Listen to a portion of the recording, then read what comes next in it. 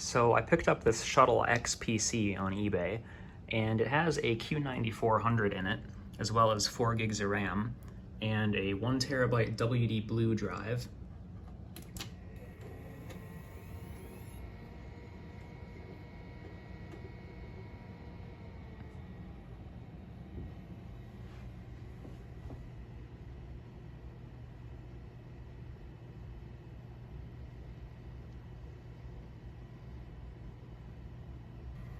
It gives me this error. So instead of trying to figure that out, I figure we could install Windows Vista, we could install Windows XP, and we could install Ubuntu 12.10. I guess we'll start off with XP. I don't actually know if this one will fully install.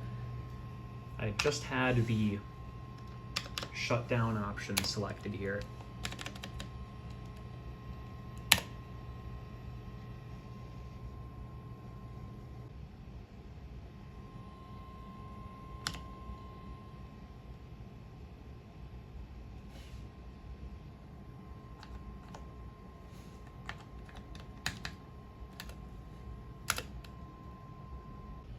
Where is the any key?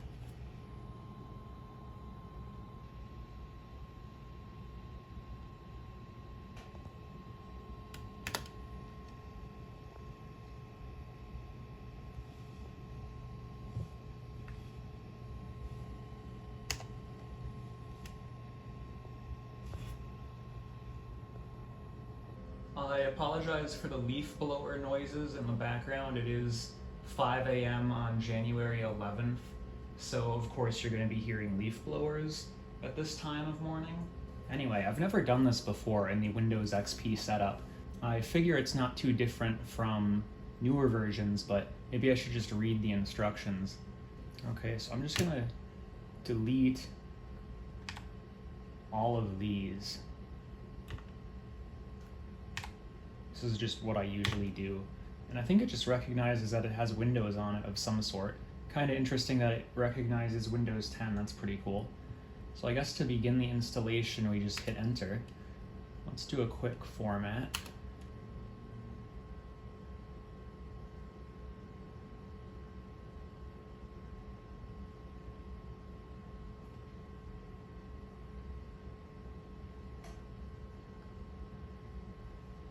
We have an interesting error here. Setup cannot copy the file oembios.bin.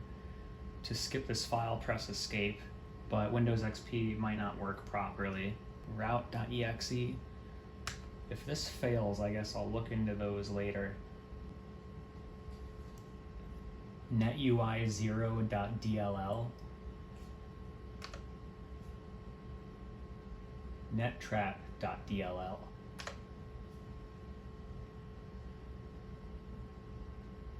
quartz.dll, that sounds important.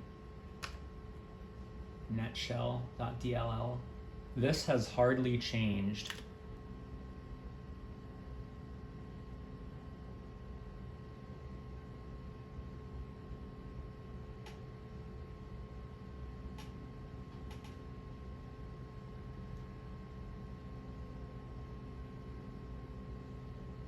Now, I don't have the sound drivers installed, so we're not going to hear the wonderful music. Maybe that'll be something I do in a future video.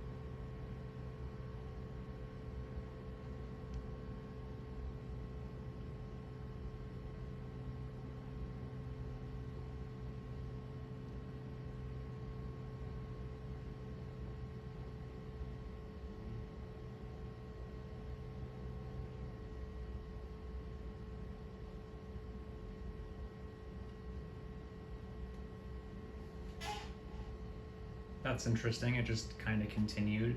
Well, I keep encountering this code 2 error. The log file keeps referencing one of the files that wouldn't transfer earlier. I think installing XP on this system is going to be reserved for another time. Honestly, I'm most interested in getting Vista of all things running on this computer.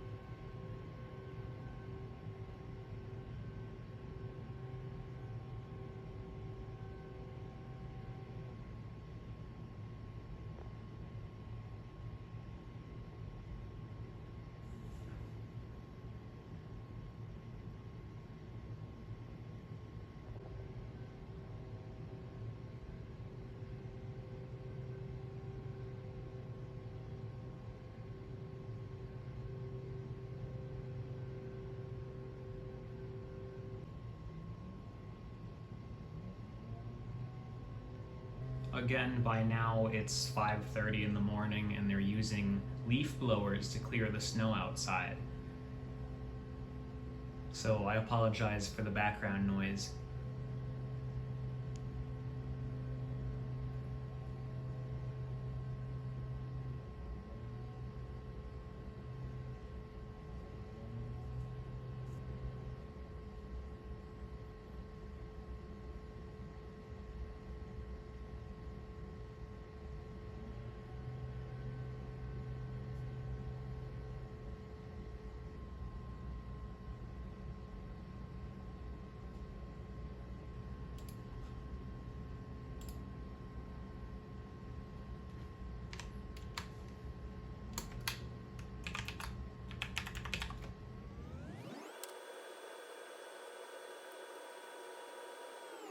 This time is incorrect.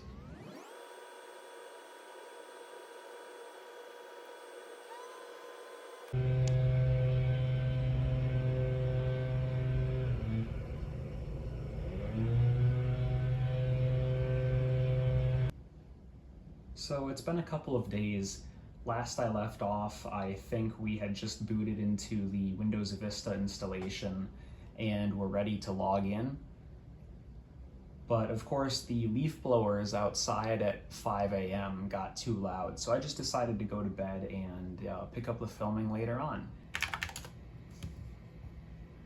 What's interesting is I tried a Windows Vista Home Premium key, so I don't know if that's why I have Vista Home Premium or if that's just what's on the flash drive. The file I used was rather ambiguous in that regard, so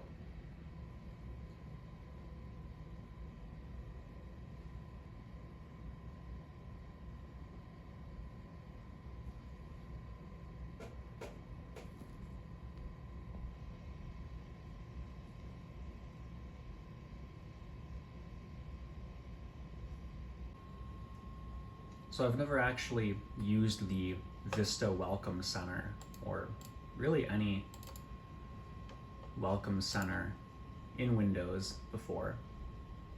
You can see we have our Q9400, 4 gigs of RAM. 32-bit OS is kind of interesting. I must have just installed the wrong one. I don't have any speakers plugged in right now. really I'd rather invest the money in a better capture setup. So maybe you'll see that in the future.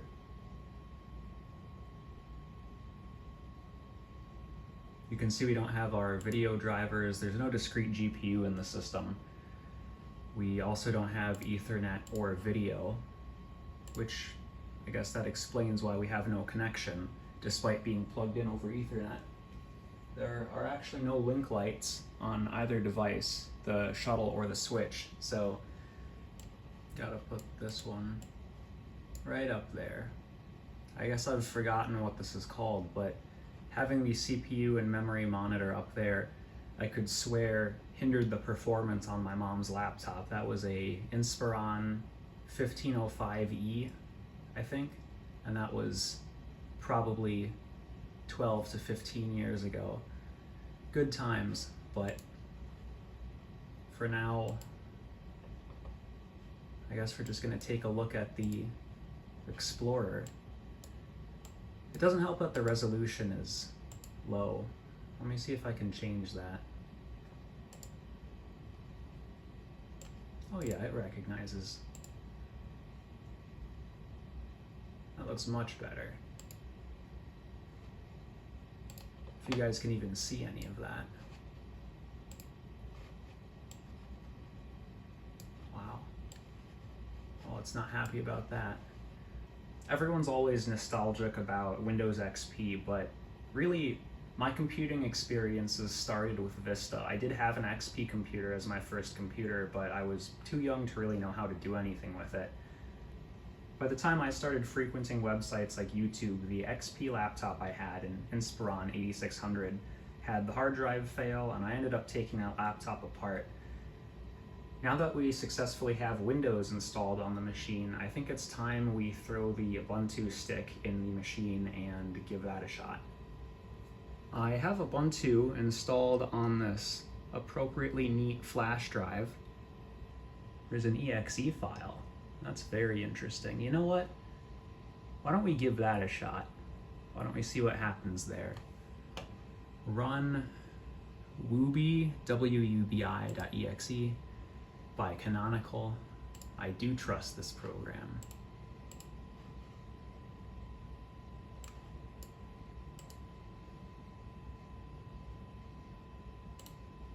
All right.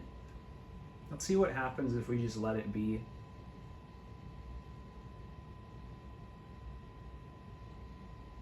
I'm not gonna try to enter the BIOS and configure a new boot device just yet.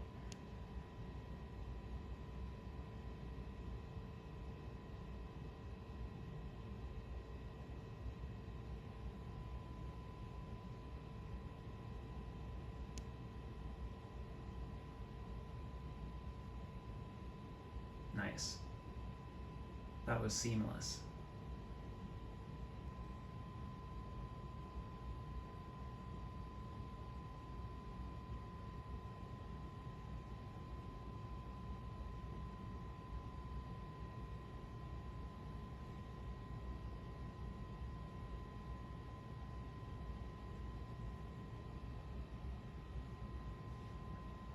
I'd like to see if this will just connect to the internet right out of the box. I see the little network icon up there. It looks like Ubuntu has no problem finding drivers for the hardware. One of the fans in that machine isn't making the best sound in the world. I do have some plans for this computer that involve replacing the fans in it through one means or the other. So you'll probably see that hopefully by the end of the year. And yes, I am saying that in January, so.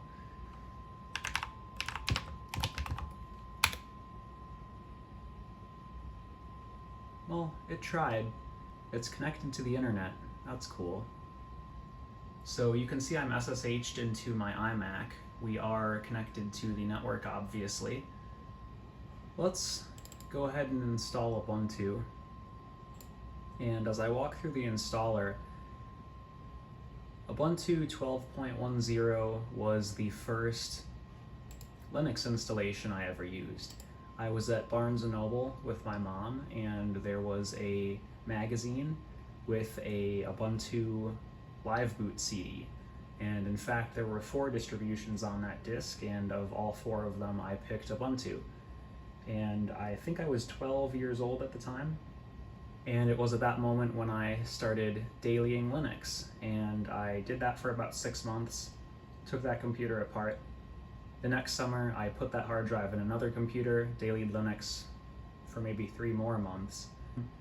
And by that time, I had started collecting some pretty decent modern Intel Macs. So at that point, I just switched to those.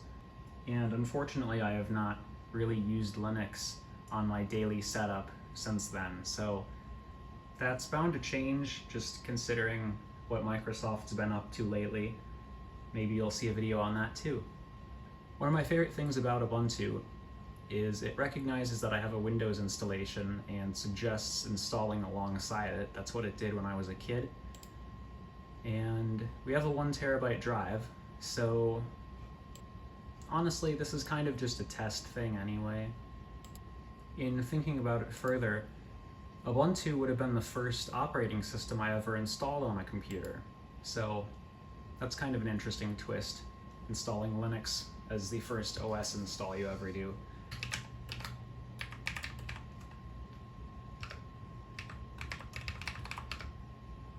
And now we wait.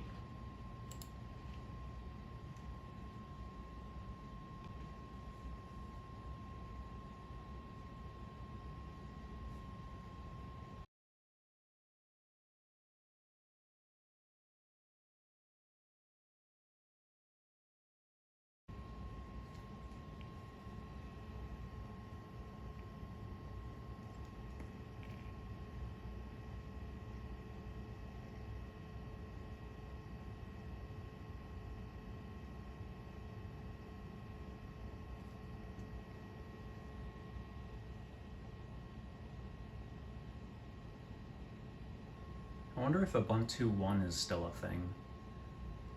All that talk earlier about what PCs I used to use, and I failed to mention that the computer I installed Ubuntu on when I was younger was a Dell Dimension 5150.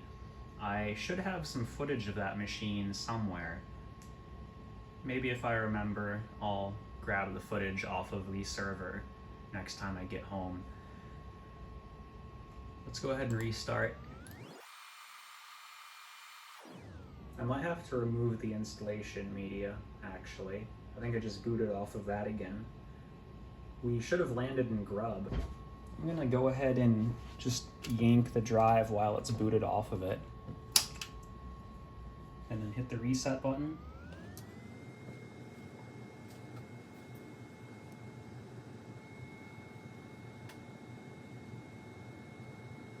There we go.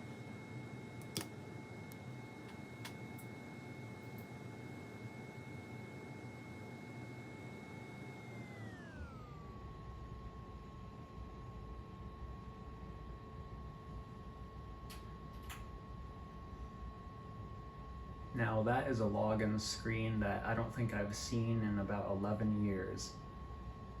Unfortunately, we don't get to hear the little login chime. Now, I think there was a version of Minecraft on the Ubuntu Software Center. I wonder if this even connects anymore. Doesn't look like it. Well, it doesn't look like it can find the file. That doesn't really surprise me. Again, this is like more than a decade old. Now, for the ultimate experience, I'm gonna go ahead and restart into Vista, just to do it. It's been a while since I've selected Windows from a GRUB menu, so what better time than now?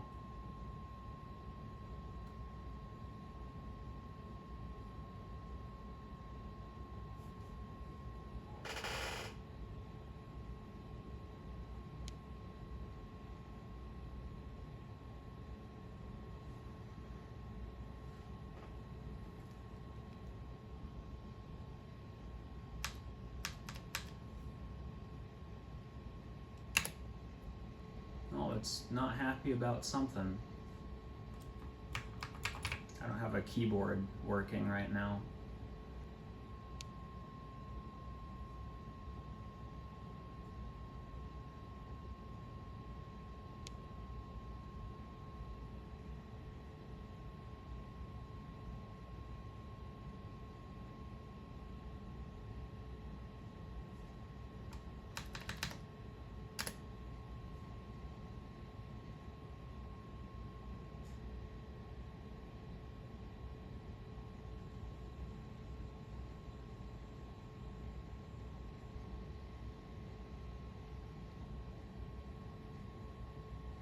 right.